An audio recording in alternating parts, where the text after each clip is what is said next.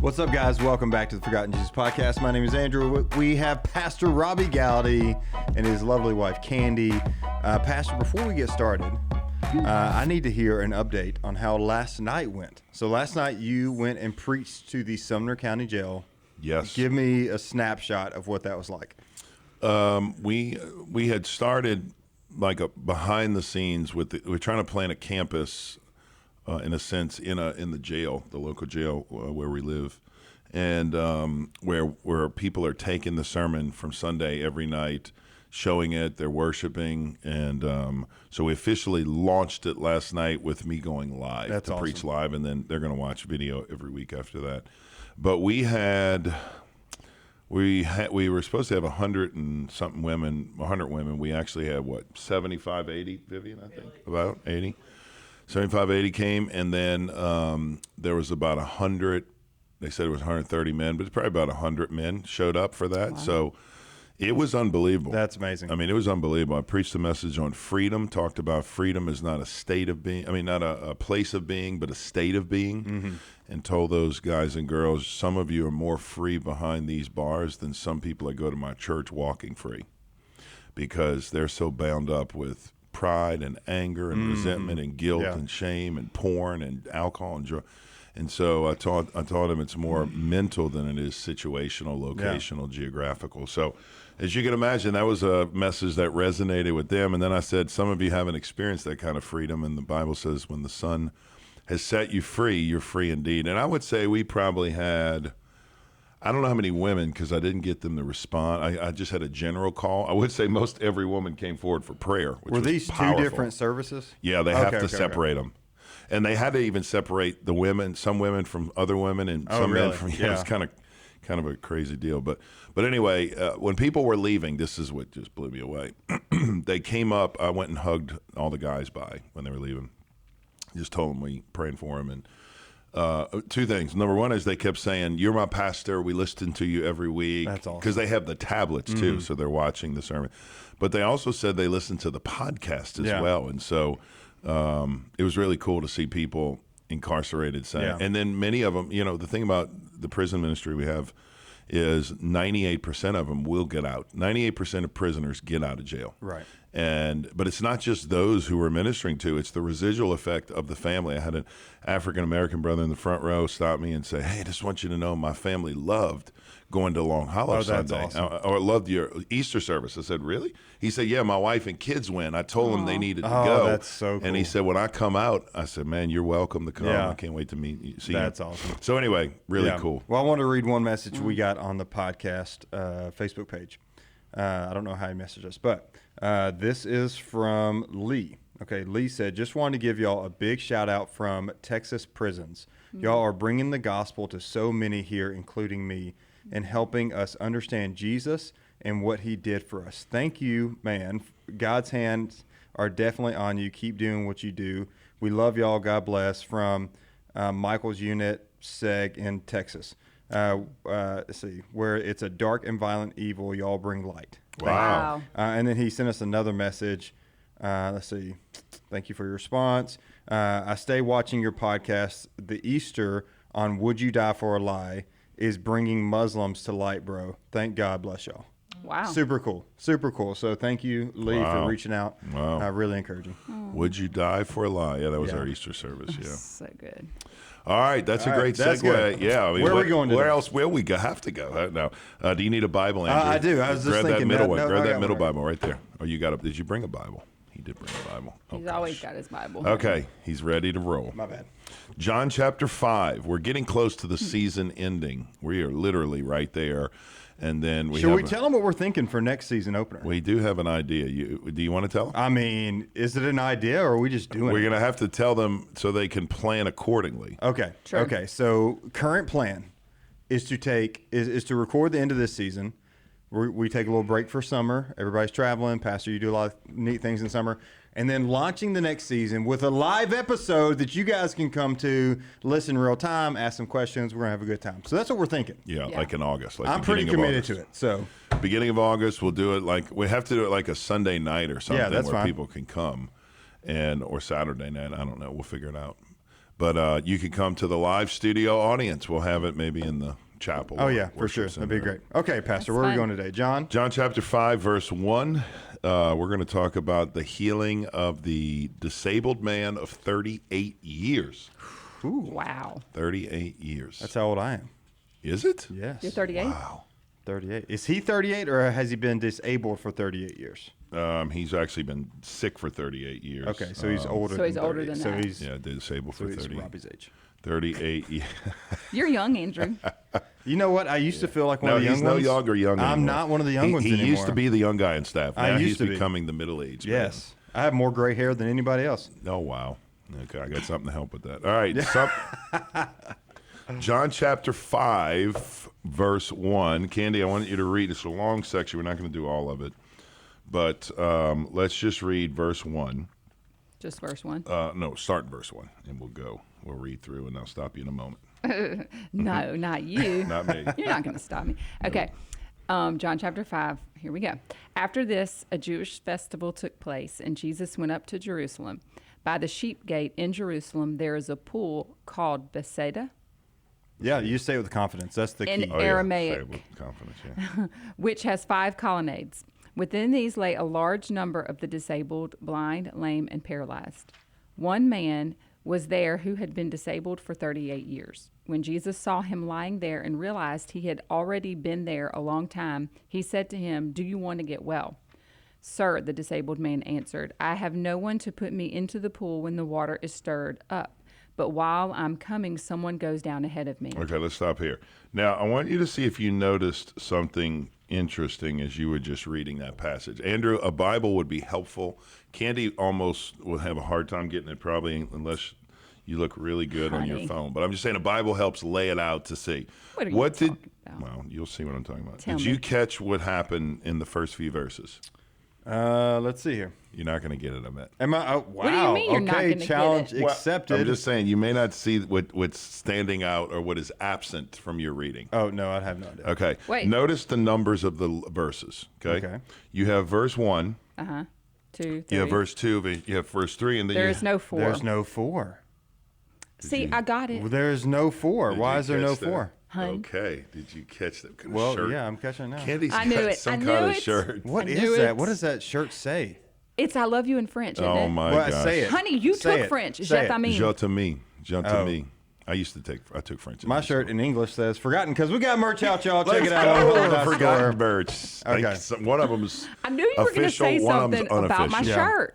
Well, I saw it Okay, at the verse 4. Carmine. Verse Okay. 4. Verse 4. Okay, Verse 4. you notice verse 4 is missing from your I do Bible. now. Yes. Okay, do you want to This know? is a controversy I hear all the time. Oh my God. About About verses. just verses. Why? Yeah, I bet it's in the King James, isn't it? I guarantee it's in the King Okay. James. Well, okay. Tell me why is it gone? The King James only people are loving this.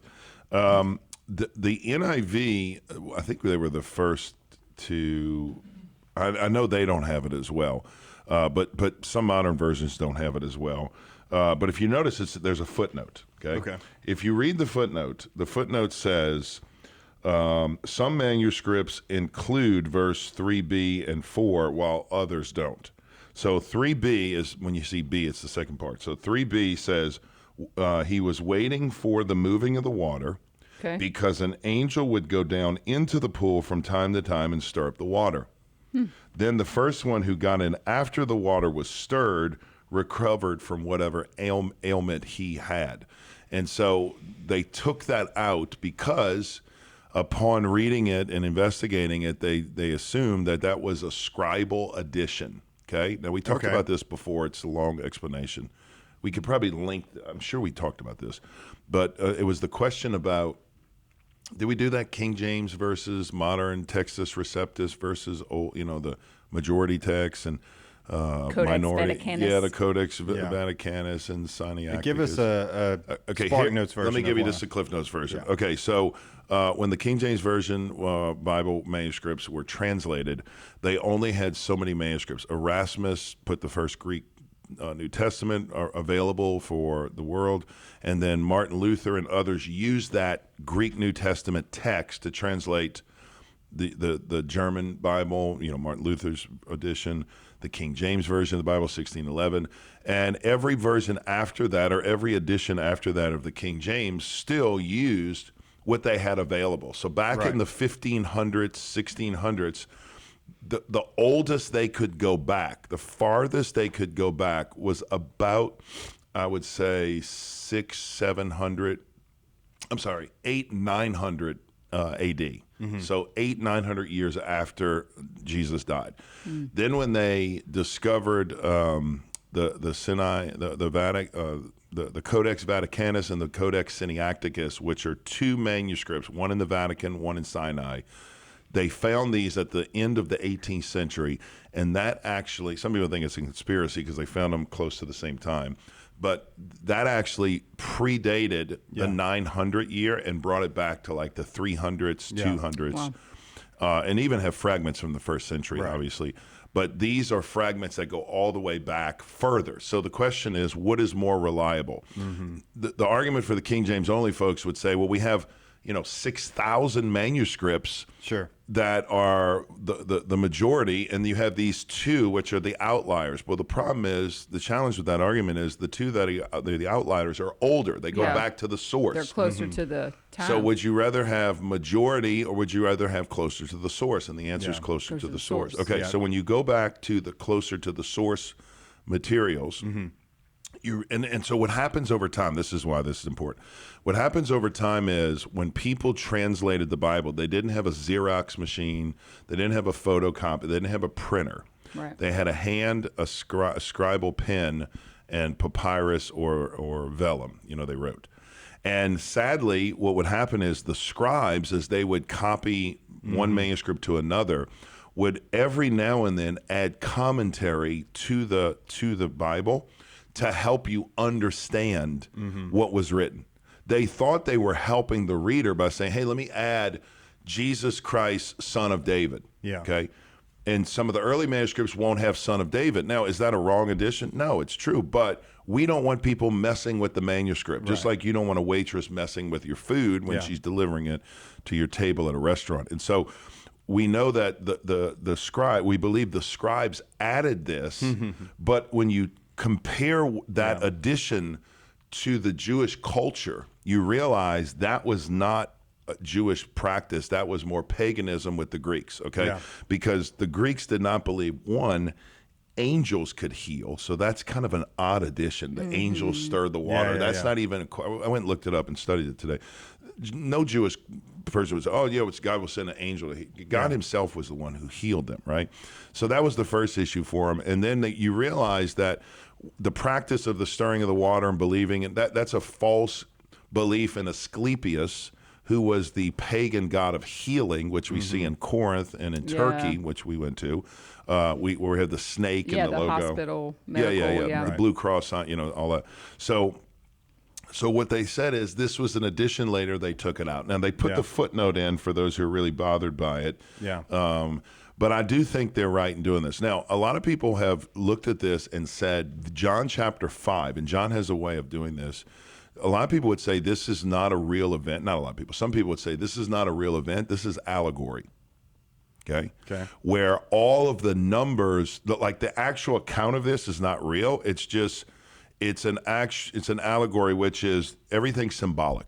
Okay. Now watch before, and I don't think that's the case, but I'm going to show you how to discern this. The man in this case is a picture of Israel. This is how allegory works. Okay. The man is around how many porches, Candy? Notice what it says, or how many colonnades it says in the text? 5. Now 5 is significant for the Jewish people because it's the 5 books of the Torah. Of Moses, right? So you have the picture of the Torah. So now you have the man who is a picture of Israel. You have the people that representing the people of God, the books of Moses. Watch this. And he's going to be sick for how many years? 38. Now, we always say to round it up. 40. But if you look specifically in the Old Testament, this is interesting. They actually wandered specifically for how long? Because remember, they took the spies, that's all included, from the time they left to the time they spied and turned. That's about 2 years. But the wandering in the desert, you ready for this, was 38 years. How about that? 38 years. I'm about to be out of my wandering years. You're about to excited. finally get into the promised land. Let's go. So the time in excited the about wilderness specifically, 38. I don't think I realized that. You didn't know that? Yeah, look it up. That the spies, when they went out Was included? and came back, Yeah. it was included In the before 40. the In the I didn't 40, know yeah. that. How do you know that? I mean, it's pretty. I mean, you don't have to look it up right now. I'm just asking. Robert, look to fact check that. It's a common belief among the people.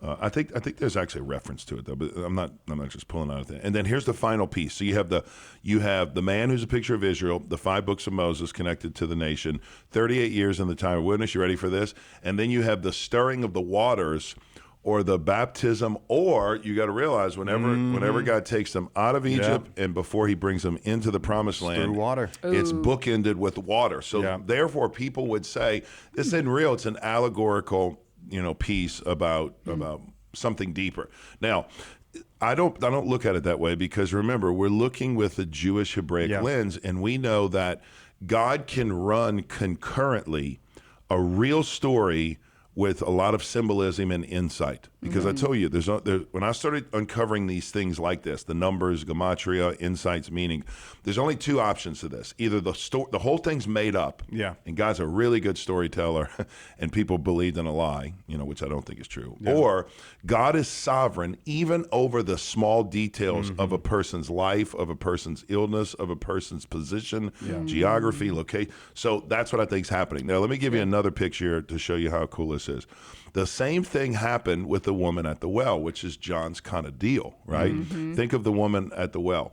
The woman represents Samaria, so she's a representative of Samaria. Samaria is known for worshiping false gods. Well, how many deities did this woman have? Or how many husbands she had? 5. Yeah.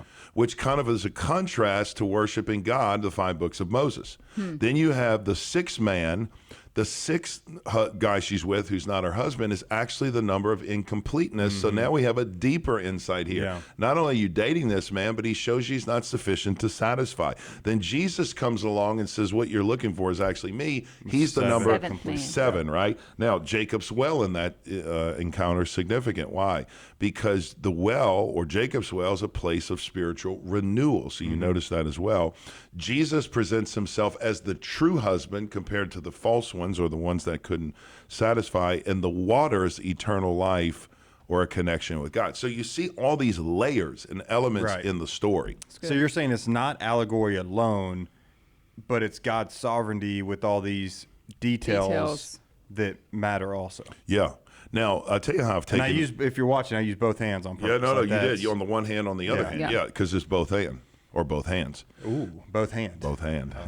So how does this work in our life? I mean, I look at, by the way, for me, I'm not trying to say I'm finding insight with every little thing in my life, but you've done this if you've been a Christian for any length of time. It's like something happens, or someone calls at the moment you're thinking or praying, or you see a number. I mean, if you're honest, you see, at least I do, I look for this a lot, where there's nothing insignificant in the kingdom of God. Yeah. Everything is God's plan working together. Yeah. And I think a lot of times we miss the handiwork of God because we're so consumed, or we're going through autopilot. But God's speaking to us all the time with certain little insights like this, right? You know this in your own life. Okay, so what we're going to see here in chapter 5 is a major shift in Jesus' ministry, okay? This is shortly before he officially calls the 12, and he's about to really drill down with these guys, 12. But this is kind of the last shift that's going to take place. And Jesus, we're going to see, is a little more forthright with his identity and with his miracle-working business, if you will, where he's going to heal this man and tell him to do something that is a jab to the religious leaders, okay? Jesus is repeatedly connecting in John, if you'll notice up to this point, his miracles and his identity with festivals. And John includes a lot of festivals. You have John chapter 2's the Passover, if you remember that, and he turns the tables over. Then we have John chapter 6, which is the next chapter. He's going to have another Passover we hear about. John chapter 7, we talk about the Feast of Tabernacles. John chapter 10 is the Feast of Dedication. John chapter 11, we have the Feast of Passover again. Now, we talked about this before, but there's either 2 Passovers or 3 in John, and that determines the length of Jesus's ministry. Scholars debate. You hear me say 2.5, 3.5 year ministry. Okay, what's the discrepancy? The discrepancy is whether John's Passover at the beginning and Passover at the end and Passover in the middle. Some say it's the same Passovers beginning and end, and he just took them out of order. I tend to believe it's 3, which means Jesus was here for 3 to 3.5 years with these guys. Okay, so that's how I'm taking this and assuming this. And so that's how you get the ministry of Jesus 3.5 years. Yeah. Okay. Well, and he started the spoke ministry at 30 and died at 33, right? Right. He started at 30, roughly 30, and then he ends at 33. Yeah, because that's what Luke chapter 3 says. He started his ministry around 30 years old. Okay, why is this important? Because John is carefully highlighting miracles of healing in order to teach certain insights here. Okay, so this is a specific miracle that involves superstition, okay? I'm going to leave in the footnote just to clarify kind of a little bit what's going on. Notice where the narrative takes place. Candy, go back to John chapter 5, and remember, all these things are important. I want you to tell me where the miracle takes place at the pool of Bethesda. By the sheep gate. By the sheep gate. Okay. Now, what is the sheep gate? Anybody want to take a wild guess? Well, it's one of the many gates surrounding Jerusalem. Yes. Good job, Candy. Thanks. Exactly what it is. Because you have all kinds of gates. They have a lot of gates. You have the dung gate. You have The dung gate's my favorite. That's You like always the been my dung gate. favorite one Yeah, to say. the dung gate. The poop. The water gate. Yeah. Watergate. That's Richard Nixon, That wasn't used it? to, yeah, wow, Kenny's on a roll here. Yeah. Okay. There were actually, okay, so the authorized version calls it the sheep market, which is interesting. Not just the sheep how gate, about but the that? sheep market. Because that's where all the sheep were? Yeah, the That- sheep were. yeah. Yeah, okay. That's interesting. There were 2 pools at the pool of Bethesda. When we go to Israel, if we ever can go Yeah. back, we take people here. There's 2 pools. There's a north and a south pool, north and a south section. It's surrounded by 4 colored colonnades. Okay, colonnades are these little walkway in a trapezoid kind of fashion, with the 5th one separating the 2 pools. So you have the 2 major, and these were deep pools. I mean, these are like really deep pools. And so I want you to picture the scene. Jesus comes with his guys. They're walking to this pool. Yeah. Arguably for Passover, because the next chapter he's going to Passover, and it's a pitiful scene. You have to imagine you have all the sick and those who are diseased and those who are with ailments just strewn out on the scene there. Think about it. It's a depressing sight, a pitiful scene of humanity right before their eyes. The stench of the place, just think about it. With open wounds and sores and ancient medicine. I mean, it was something to see. And there was a superstitious legend, according to the footnote here, that an angel would stir the water, which was probably a pagan practice. And if anyone made it into the water while the angel was stirring the waters, kind of like an ancient whirlpool, if you will, if they made it in the water, they'd be what? Healed. They'll be healed. Okay. Scholars believe that the reason this happened, has nothing to do, back then they thought it was, but it had nothing to do with an angel or a false god or anything. It had simply to do with an intermittent spring below the surface. Did you know this? No. Okay. So there were 2 pools. You mean the stirring, not the healing, but the stirring of the water? But the stirring of the water. Yeah, not the healing of the stirring. Yeah. So there were 2 pools, and they were fed by 2 large intermittent springs, which would bubble up at the bottom and cause the water to stir. Okay, it was basically Dolomite limestone. Excuse me. The mountains retained water. Okay, so the limestone would hold water, and then what would happen is during the wintry rainy season, the limestone would become saturated, and then during the summer it would become dehydrated. Okay, the limestone, and then when the winter rain started again, that water would release the air, and the air would come up as bubbles, and it would rise to the top, creating this illusion of quote stirring the waters. Okay. Regardless of whether that happened or people, this is the point of that. Okay. When you hear that, you have to think, how hopeless do you have to be?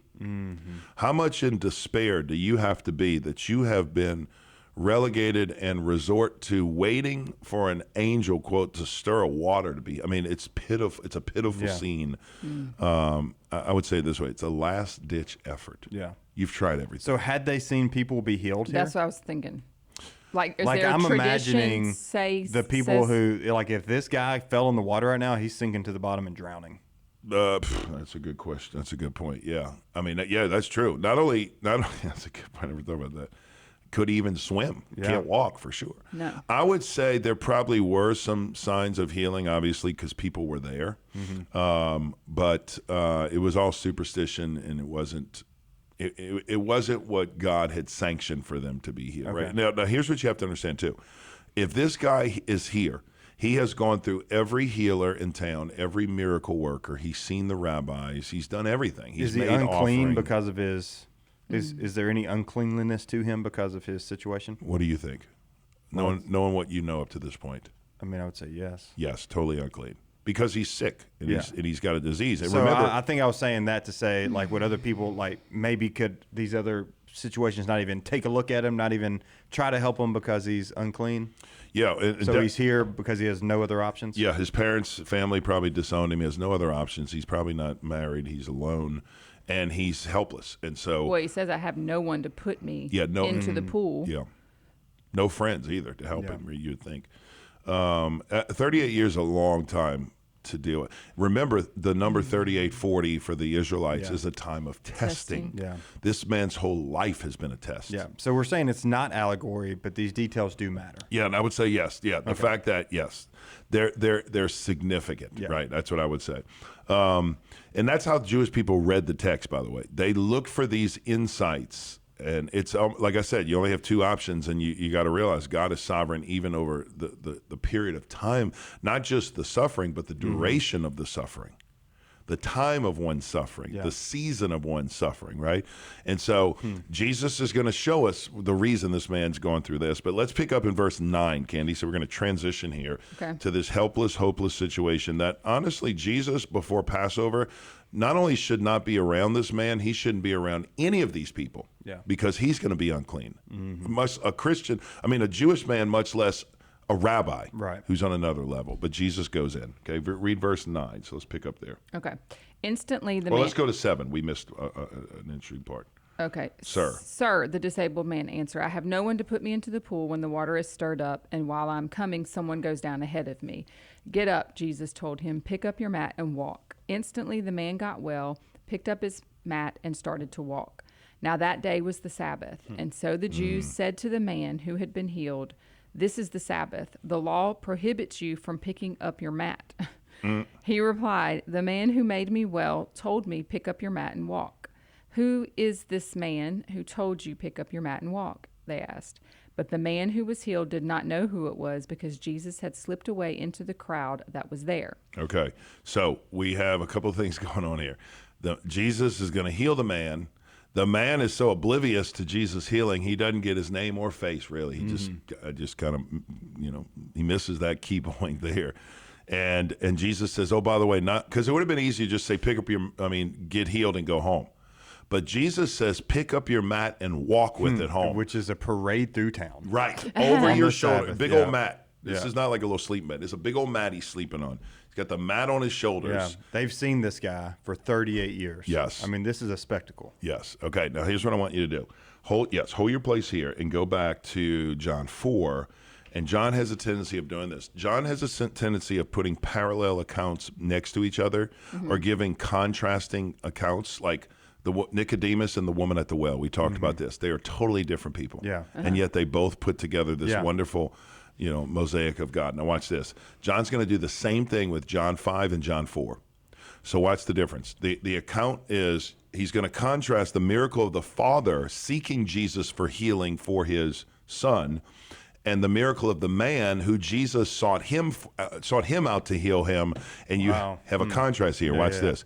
The Father knew who Jesus was, traveled 20 miles to find him, and says, would you come heal my son? Yeah. The man, on the other hand, is oblivious. Jesus travels to him, and even after he heals him, the man says, I don't know even who the guy is. Yeah. And he doesn't and then he's both healed. So both of these men, two different backgrounds, two situations, two different miracles, and yet they both culminate with the same ending. Both of them were miraculously healed. And I think that's interesting because it shows that one sought out Jesus and Jesus sought out the other one, and he does both. Yeah. Which is fascinating to me.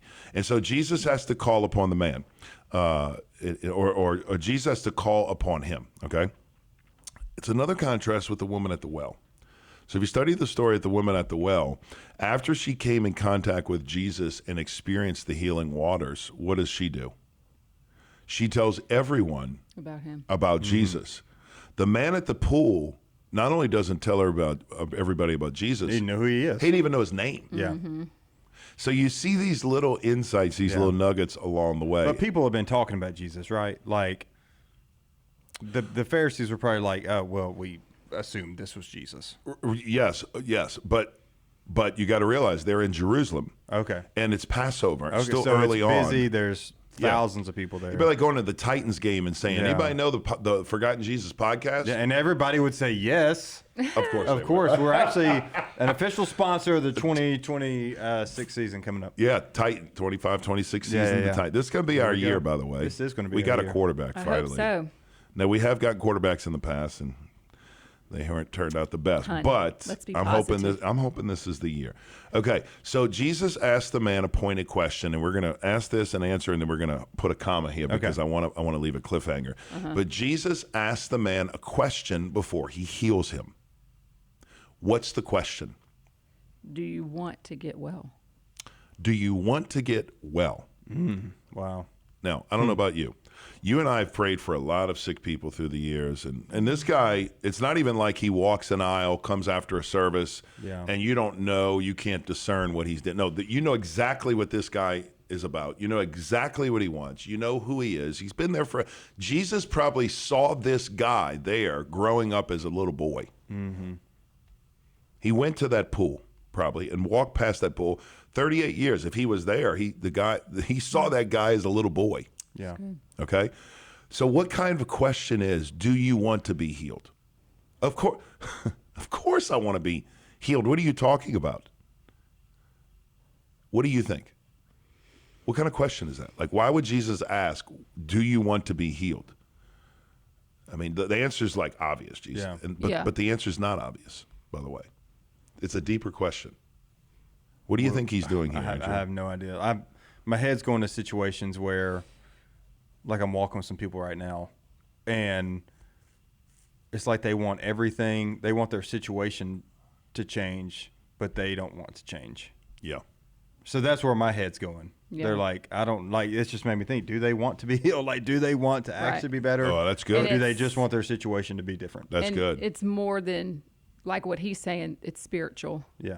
Yeah. not just physical. So is that what he's saying? Do you want to get well as in more than just your physical well-being? I think it's the opposite, actually. Okay. I think, well, it could be both, actually. It's a both and. I think you're right. Both hand. Come on. A both hand, yeah. When Jesus says, do you want to be healed? You would assume the guy's like, what are you talking about? Of course I want to be healed. You think I've been sitting here for 38 years for nothing? You think this is a show? You think I would have waited for these ripples in the water to begin only to not? Of course I want to be healed, Jesus. No, what Jesus is asking is this. Do you want a life change that's going to change everything? Because you have to realize back then, living as an invalid beggar was a lucrative. I mean, he made some money as a beggar. I mean, because remember, according to the Torah, you had to care for the poor. You had to take care of those who were widowed and orphan and sick. So he would beg for money. There was a pretty comfortable lifestyle. I mean, he couldn't do much, obviously, but he had money. He sat around. He had what he needed at that point. He made at this point. And although he was surrounded with sorrow and misery, it was nothing compared to the burdens of raising a family and going to a job and paying taxes and all those other things. And so he had a pretty easygoing existence. If he was healed, he would have to leave behind everything that he was comfortable with. Yeah. Everything that was secure, everything that was known to him was about to be flipped on its head, like you said. So when someone said, do you want to be healed? He's saying, am I ready for everything in life to be changed? And the line we always say to people is, unless something changes, nothing changes, right? Everybody wants to be healed, but they don't want to, it's like the funny thing in the church is everybody wants to reach lost people, but they just don't want to give up their seat, and they don't want anybody new coming to their church. Yeah, exactly. If we can reach all the lost people, of course we want to reach lost people, as long as they don't take my seat and come to my church. Yeah. I mean, it's funny, That's but not really, yeah. But maybe Jesus asked the question because the man has lost hope. Maybe Jesus is saying, man, are you afraid of being made what? Do you know what that means? And maybe after 38 years, you have to believe he probably did lose hope. The worst thing about a medical illness is not knowing what's going on. You ever did that before? Like you go through a journey, you're like, I'm sick, but I don't know why I'm sick, and you go through this. Not having answers. Yeah, been there. You've been there before, Been yeah. there. So watch this. Physical paralysis at times can lead to mental paralysis. And so Jesus says, do you want to be healed? It reminds me of when I was in the world partying years ago, and guys would say, hey, you need to give your life to Jesus, and he has all these things waiting for you, an amazing life and intimacy. And it wasn't all the things I was getting that I was focused on. I was fixated on all the things I had to give up. For sure. You ever been there? Yeah. But you mean I got to give up partying, going to the bars, watching certain movies, using certain adjectives and sentences for my vocabulary, and I've got to give up. Well, I'm just saying, that's how I thought about the Christian life. Yeah. And it seemed like a killjoy. Yeah. You mean I got to give up all these things? Can't have any fun? What? Yeah, exactly. That's how some people listen. If you're listening, we know people like this. Could be even you. You're like, man, what do you mean? I got to give up all this to get? No, you're looking at all the things you miss, but or in your mind you think you miss, with none of those things you miss, and you miss all the things you're going to gain. It's like the couple in Genesis 2. God says you can have everything. Oh, by the way, don't touch that one thing, that tree right there. And what do they fixate on? The very thing they miss, and they minimize everything. God said you can have all of it, as much of it, anytime you want it. Yeah. And yet that's all they fixated on. I remember years ago, people would say, give your life to Jesus and and he'll change your life. And I used to say, man, if I surrender my life to Jesus, I won't get to do what I want to do because I want to do things, right? I can't do that. I won't get to have fun anymore. I won't get to have joy. Adrian Rogers used to say this. When somebody says, do you get to sin now that you're a Christian? And Adrian Rogers said, friends, I sin all I want to. I sin more than I want to, but I don't want to anymore. When you get saved, you get your, quote, wanter fixed. So only Adrian Rogers said, you get your wanter fixed. And as a matter of fact, you get a brand new wanter because you don't want to do the things you used to do back in the day. Anybody into that, right? And so Jesus wants the man to count the cost and realize if you're healed, everything's going to change. And it's going to change in a good way, but it's going to change. Yeah. So do you want to be healed? Yeah. I was just going to say, people like what you were describing back in the day, when you're just living a life full of sin, that's all you know. And you look at following Christ as a joy kill. Like this is going to just kill everything. But it's actually a joy fill because everything changes. Joy fill, right? That's good. And it's not, the joy that fills your heart and everything changes, and you're really technically not giving up anything. Right. You can go ahead and come to Christ and then go ahead and try to still live your life the way you were living it. Yeah. If it's a genuine conversion, you will not be able to continue doing those things. Everything is going to change. You don't have to do anything. You don't have to give up. Right. Let the Lord work and then watch what happens. Come as you are. You won't be able to continue going and getting smashed every night at the bar, or drinking 40s or shots or whatever it is you're doing. 40s. No, I'm just Candy used to drink. I know. I'm imagining Candy with like a 40 duct tape to her We don't want hand. to imagine this because unfortunately I have done that. But it's like you go ahead. Come to Christ and try to continue doing those things. There is going to be a restlessness inside of your soul that you can't help. Yeah. And then naturally those desires change and you realize, I just don't want to do this anymore. Yeah. So it's not even about you giving anything up. It's about God changing you, and then you follow in obedience. Well, you start to realize the temporal, momentary satisfaction of all these things that you thought were so important. For sure. Alcohol, fly by the day relationships, all these things you thought were so satisfying. You look back and realize They I make was you sick. I was eating out of the trash bin. Exactly. Like Lewis said, you settle for mud pies in the street when you have a feast at the king's table, and we don't want that because we'd rather play in the ditch and think we're satisfied. So give us one closing thought that we can ponder this week. Yeah, I would say as you think about just illness and sickness, I think there are some people in here who are there. You're like, you've lived in a season for so long, you almost don't even think Jesus can heal you. Yeah. And or maybe you believe he can heal you, but believe you're going to surrender your life to him, but you're nervous of all the things that come with that. And I would just ask yourself where you are. Has your physical paralysis caused a mental paralysis, or have you lacked faith to believe that Jesus can actually heal you like this man? Or have you given up? How many times have we prayed for years and years about something and we simply just said, man, that's just impossible for God? Yeah. And Totally so maybe understand this will renew your, as we see next week, we're going to see this man healed, and Jesus is going to send him home as a parade through the main street of Jerusalem, and it's going to sound sirens and flashing lights, and the religious leaders, no surprise, are going to come down on him hard. Well, awesome. Pastor, thank you. Candy, thank you so much. We hope you enjoyed this episode. If you did, share it with a friend. Of course, we'd love to hear from you. I love hearing the messages and celebrating with you what God is doing in your life. Any way you listen to this podcast, by the way, if you can leave us a review, preferably 5 stars, that is helpful to reach more people with the podcast. Yes, thank you. And don't In forget, advance. if you want to pick up your Forgotten Jesus merch, it is at longhollow.store. You can check it all out there. Yes. Hope you enjoyed this episode, and we'll see you on the next one.